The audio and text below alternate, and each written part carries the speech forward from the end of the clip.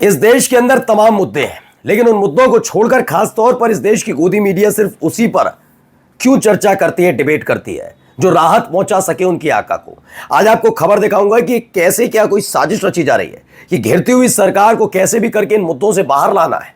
ये सारे मुद्दों पर फ्लॉप हो चुकी है सरकार कि पहले आजमाया जा चुका है, जनता देख चुकी है और अब ये तमाशा मानती है। क्योंकि आज एक खबर दिखाऊंगा, एक मंदिर, और मंदिर भी उस राज्य में जो बीजेपी के लिए प्रयोगशाला कहा जाता है, वहां पर उस मंदिर के गेट पर गाय का एक कटा हुआ अंग मिलता है जिससे तमाशा शुरू हो जाता है। उस तमाशे का जिक्र होने लगता है, जिक्र होता है गालीबाज का कि मंच से गाली दी, क्यों दी, राहुल गांधी बताए, तेजस्वी बताए। शर्म नहीं आती इस देश के एंकरों को, अपने आप को राष्ट्रवादी कहते हैं, जबकि उससे बड़ी बड़ी घटनाएं हो जाती हैं। आज आपको यह भी दिखाऊंगा कि जिन मुद्दों पर सबसे बड़े और ज्वलंत मुद्दे हैं, वोट चोरी का मुद्दा, इसके अलावा एक आईपीएस को धमकाने का मुद्दा, उसकी नौकरी खाने का मुद्दा, असम में हो रहा विरोध प्रदर्शन, उन पर ये चुप्पी साध कर क्यों बैठ जाते हैं? क्या वाकई सरकार को बचाने के लिए यह आखिरी दाव इस देश का गोदी मीडिया खेल रहा है? नमस्कार, मैं हूं प्रज्वल गौतम और आप देख रहे हैं the live TV. The live TV, सच सबसे आगे। सबसे पहले देखिए खबर आई है, इसे जनता का रिश्ता नाम के एक जनता से रिश्ता नाम का एक वेबसाइट है, उसने लिखा गाय की कटी हुए अंग मंदिर गेट पर मिलने पर हंगामा हुआ, बजरंग दल में आक्रोश है। ये अलग अलग तरह से इस तरह की खबरें अब आने लग जाए तो बड़ी बात नहीं है, क्योंकि इन्हीं खबरों के सहारे प्लांटेड करने की कोशिश की जाती है और पहले भी करते रहे, कोई बड़ी बात नहीं है। क्योंकि आप किसी भी स्तर पर उठा लीजिए, हर स्तर पर ये फेल होते हुए नजर आ रहे हैं। ये साबित हो गया कोई जलजला, कोई बात नहीं थी, चाणक्य तो थे ही नहीं है। सत्ता में आने के बाद सत्ता का दुरुपयोग करके किस तरीके से अपने आप को चाणक्य घोषित किया, वो मसला था। हाँ, नरेंद्र मोदी साहब का चूंकि कांग्रेस के प्रति जनता में नाराजगी थी, इसलिए नरेंद्र मोदी साहब उभर गए। लेकिन इस दौर में क्या नरेंद्र मोदी साहब का वो राजनीतिक रसूख बचा है? हर कोई जानता है नहीं। अब बोर हो चुके लोग फालतू की बातें सुन सुनकर। तो अब उनके जो प्यादे हैं, जो अपने आप को बहुत बड़ा राष्ट्रवादी पत्रकार बताते हैं, काला सफेद और ज्ञान की पाठशाला चलाते हैं, तो तमाशे में जुटे हैं। क्या उन तमाशे वाले ज्ञान की पाठशाला, ब्लैक एंड व्हाइट दंगल, महादंगल, बजरंग दंगल, पता नहीं कौन कौन से दंगल और वो अलग अलग कार्यक्रम चलते हैं, क्या इस पर इसके बारे में चर्चा हुई?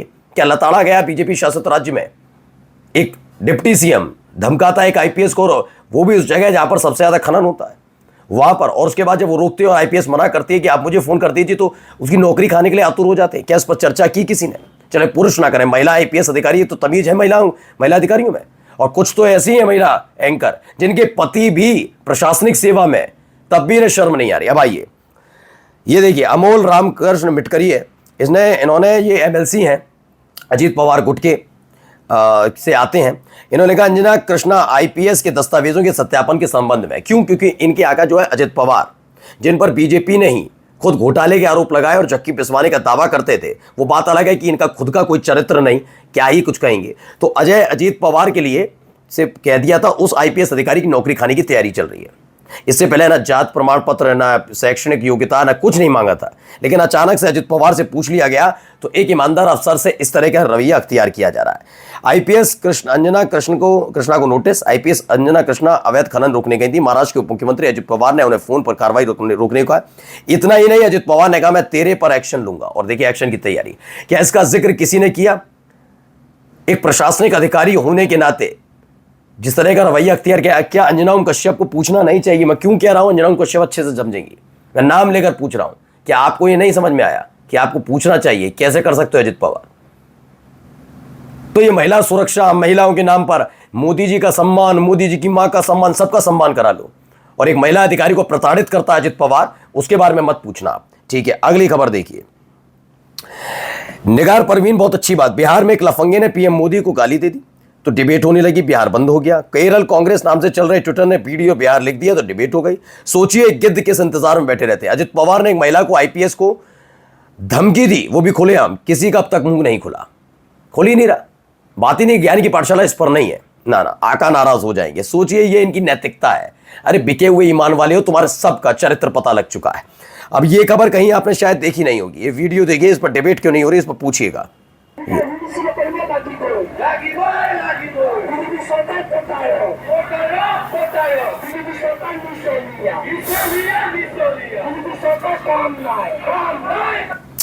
तो कल तक महंगाई बढ़ने का जिम्मेदार जिन मियाओं को बताया जाता रहा, जो मुख्यमंत्री मदरसे बंद करने पर बहुत अपनी पीठ थपथपाते रहे, अब उन्हीं मुख्यमंत्री साहब से सवाल है कि मुसलमानों पर तो आपने लगाम कसने का ऐलान किया था ना, ये आदिवासियों ने आपके खिलाफ मोर्चा क्यों खोल दिया? जवाब दे पाएंगे? असम सरकार के खिलाफ आदिवासियों का प्रदर्शन है, लेकिन खास बात क्या है कि उस असम सरकार के असम सरकार के खिलाफ चल रहे इस विरोध प्रदर्शन का जिक्र किसी के मुखमंडल से सुनाई नहीं देगा, कोई इस बारे में बात नहीं कर रहा। अब इसी बीच ये भी एक खबर है, पहले देखिए कर्नाटक में क्या हो रहा है। अरविंद ने एक ट्वीट किया और लिखा, कर्नाटक के अलन में तकरीबन 6000 वोटर यानी 5994 वोटों की लगभग चोरी की जांच में रुकावट आ रही है, क्योंकि चुनाव आयोग ने अभी तक तकनीकी आंकड़े जो है 2023 से साझा नहीं किए। लेकिन इस पर कोई सवाल मत पूछो, कोई डिबेट नहीं होगी। देखिए इसमें भी 2022-23 में अलंद असेंबली कॉन्स्टिट्यूंसी ऑफ कर्नाटक है, तकरीबन ये इन्होंने बताया 6900 ऐसे वोटर्स हैं जो कांग्रेस को वोट करना चाहते थे, लेकिन उन्होंने डिलीट कर दिया था, और ऐसा बल्क में है इलेक्शन कमीशन की तरफ से। लेकिन इस पर कोई बातचीत नहीं होगी, कोई डिबेट नहीं होगी, कोई लेना देना नहीं, क्योंकि जो आका ने कह दिया वो सही। ये चरण चाटने वाले वो पत्रकार हैं जिनका अपनी हैसियत कुछ नहीं है, और मैं फिर बता रहा हूं, आने वाली पीढ़ी इनको कोसेगी, ध्यान पूछेगी। और वैसे भी इनकी भी दुगदुगी बढ़ी हुई है, जिस तरह के हालात बने हुए हैं ना, डर लग रहा है कि आने वाले वक्त में हश्र क्या होगा। हश्र का मतलब नौकरी रहेगी नहीं रहेगी, बेरोजगार होने की कगार पर तो ये भी, लेकिन इतना कमाई लिया होगा पक्का पता है भाई। जब करोड़ों के मकान खरीदे जा रहे हैं, बंगले खरीदे जा रहे हैं, तो ऐसे ही थोड़ी ना। चलिए एक तस्वीर बड़ी पेट में मरोड़ छोड़ रही है, क्या है, TV9 की खबर है। बिहार यात्रा के बाद मलेशिया गए राहुल, बीजेपी ने फोटो शेयर कर साधा निशाना। अच्छा, बिहार यात्रा के बाद मलेशिया चले गए राहुल, तो ये पेट में मरोड़ उठ रही है। ओके, राहुल गांधी, अब देखिए अजीत भारती जैसे लोग आते हैं, क्या कहते हैं सुनिए। राहुल गांधी की राजनीति सबको समझ में नहीं आ सकती। गुजरात चुनावों के समय वो भारत जोड़ो यात्रा कर रहे थे, गुजरात नहीं गए। बिहार चुनाव में जब पार्टियां जमीन पर हैं, ये वोट चोरी की नौटंकी करके कथित तौर पर मलेशिया निकल चुकी है। जननायक वही है जो बीच कैंपेन में मैदान छोड़ दे, अजीत भारती कहते हैं। नहीं साहब, पहलगाम आतंकी घटना के बाद पहलगाम न जाकर जो बिहार में तमाशा करने जाए उसे जननायक कहते हैं। जो वोटों की ज्यादा चिंता करे, जो उजड़े हुए सिंदूर जो उसकी खुद की नाकामी और निकम्मेपन की वजह से हो और उसका भी इस्तेमाल अपने वोटों के लिए करे, उसे जननायक कहते हैं। ऑपरेशन सिंदूर के नाम पर घर घर सिंदूर वाली योजना की तैयारी करे, उसे जननायक कहते हैं। और जब उसको लेकर हिंदू वर्ग महिलाएं खड़ी हो जाए तो जो थूक कर चाट ले कि हमने ऐसा नहीं किया, तो उसे जननायक कहते हैं। सॉरी, उसे जननायक कहते हैं। राहुल गांधी जननायक थोड़ी ना है। अब आइए, ये कितने विचलित लोग हैं सारे। क्या ये फोटो वाला व्यक्ति राहुल गांधी है? तमीज देखिए ऋचा राजपूत का। फिर इनको कोई कह देता है तो ये सारी क्या करती हैं, बदतमीजी का लेवल सारा पार। फिर हम तो महिला है, महिला से बदतमीजी की। क्या ये फोटो वाला व्यक्ति राहुल गांधी है जो मलेशिया पहुंच गया? पंजाब, हिमाचल, जम्मू कश्मीर बाढ़ से त्रस्त है और विपक्ष के नेता मलेशिया में मौज कर रहे हैं। बहुत बढ़िया। अब मेरा सवाल का जवाब, नरेंद्र मोदी साहब क्यों नहीं गए? अमित शाह की अभी आई, जम्मू कश्मीर गए थे, लोग मिलना तक नहीं चाहते, उनकी चिंता करो दीदी। ये विपक्षी लोग क्या करेंगे वहां जाकर? विपक्षी लोग करेंगे क्या? मणिपुर जाना चाहते थे, जाने दिया आपकी सरकार ने, क्योंकि फजियत हो जाती। कलंक है, ये बता रहा हूं। मणिपुर को तुमने लोगों ने कलंक के तौर पर बना दिया कि तुम्हारी साख तुमने पिया। बीजेपी शासित राज्य है, उस बीजेपी शासित राज्य में कभी ऐसी स्थिति नहीं बनी। मणिपुर के हालात क्या है तुमने बताया? माथे पर कलंक लेकर घूमोगे तुम जिंदगी भर, बीजेपी के नेता जितने भी हैं। नरेंद्र मोदी को समय मिला आज तक? पूछा कभी जाकर? और जब जितने किया, मणिपुर की वो जनता है ना, कितना त्राई त्राई कर रही है, कभी पता किया आपने? नहीं, वो पता नहीं करेंगे। हमें क्या पता करना है? राहुल गांधी कहां जा रहे हैं? राहुल गांधी प्रधानमंत्री है देश के, जिस दिन बन जाए 50 सवाल पूछे जाएंगे इस आदमी से भी। लेकिन पहले तो नरेंद्र मोदी और अमित शाह से पूछेंगे क्यों नहीं किया, और क्यों भागते हैं दोनों के दोनों मणिपुर में चर्चा के नाम पर, क्यों घबराते हैं, डरते हैं? वो नहीं। तभी तो कहते हैं ना, महिला हो तो लिखो सलीके से, क्योंकि जब जवाब मिलेगा तो तुम महिला कार्ड खेलने लग जाती हो, तुम जैसी महिलाएं। आओ, वे ना अफ्तारी पुरुष है और ना ही नॉन बायोलॉजिकल। वे एक आम भारतीय पुरुष है जो दिन रात संघर्ष करता है और जरा सा मौका पाते ही सुकून के लिए बाहर निकलता है। छुई मुई लोग इससे घबरा सकते हैं, मगर यह तस्वीर बड़ी प्यारी है, इसे निडर होकर शेयर करें। अब भाजपा का नैरेटिव नहीं चलेगा और चलना भी नहीं चाहिए, लोग सपोर्ट भी कर रहे हैं। देखिए एक और है, देश के फ्यूचर पीएम राहुल गांधी जी ने बीजेपी के बेरोजगारों को एक और मुद्दा दे दिया। बहुत ही बेहतरीन शख्सियत के इस इंसान की फोटो सोशल मीडिया पर वायरल हो रही है। एक और देखिए, ये किसी ने अपने जो कार है ना, कार से खींची थी राहुल गांधी की तस्वीर, जिस बताया सोशल मीडिया पे तस्वीर वायरल हो रही है। तस्वीर राहुल गांधी की है, लेकिन सोचने वाली बात यह है कि ये फोटो खींचने वाला चोर कौन है, क्योंकि ये फोटो देखकर लग रहा है किसी ने चोरी छिपके उनकी फोटो खींची है।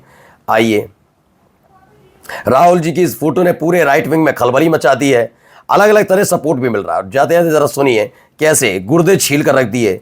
7 साल से आप कह रहे थे कि जीएसटी के स्लैब्स नीचे कर देनी चाहिए, तो अगर अब भारतीय जनता पार्टी ने अगर ये कर ही दिया है तो अब विरोध किस चीज का ही है? इतने समय से लूट नहीं हुई होती तो एमएसएमई बर्बाद हो गया है। छोटे छोटे जो उद्योग धंधे थे वो बर्बाद इस देश में। आज बेरोजगारी का जो हालात है, आप जाइए मार्केट में, जब जॉब ढूंढने आप नौजवान हैं, देखिए क्या हालत है। नोटबंदी हुई, मास्टर स्ट्रोक, 2000 का नोट बंद कर दिया, फिर मास्टर स्ट्रोक, काला कानून लाया, मास्टर स्ट्रोक, 7 सोलों की मौत हुई, बंद हुआ, फिर मास्टर स्ट्रोक। वही हाल जीएसटी में इतने दिन से लूट रहे थे, मास्टर स्ट्रोक है, अब कम कर दिया तो कहते हैं ये भी मास्टर स्ट्रोक। इतना ही नहीं, बिल्कुल सही बात है, हर तरफ से मास्टर स्ट्रोक ही। मैं पहले भी कई बार कह चुका हूं, हर चीज पर इनका मास्टर स्ट्रोक ही रहते हैं। ऐतिहासिक फैसला, इसीलिए तो इन्हें चरण चाटुकार पत्रकार कहा जाता है, शर्म नहीं आती।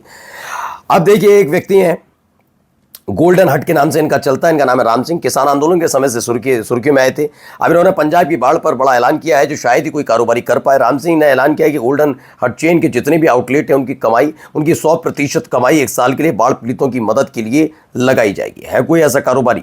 सवाल पूछना तो बनता है। और जाते जाते साहब का भी देख लीजिए, विवेक अग्निहोत्री बहुत परेशान चल रहे हैं।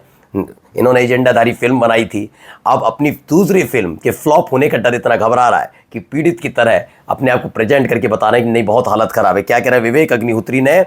बंगाल फाइल्स प्रमोशन के लिए जो फ्लाइट पकड़नी थी, उसका टिकट का पैसा भी लोगों से उधार लिया। जबकि खबर क्या है? खबर हकीकत यह है कि उस फिल्म ने 340 करोड़ का ग्रॉस वर्ल्ड वाइड ऐसा कमाया था। वूपिंग प्रॉफिट था 1162.50%।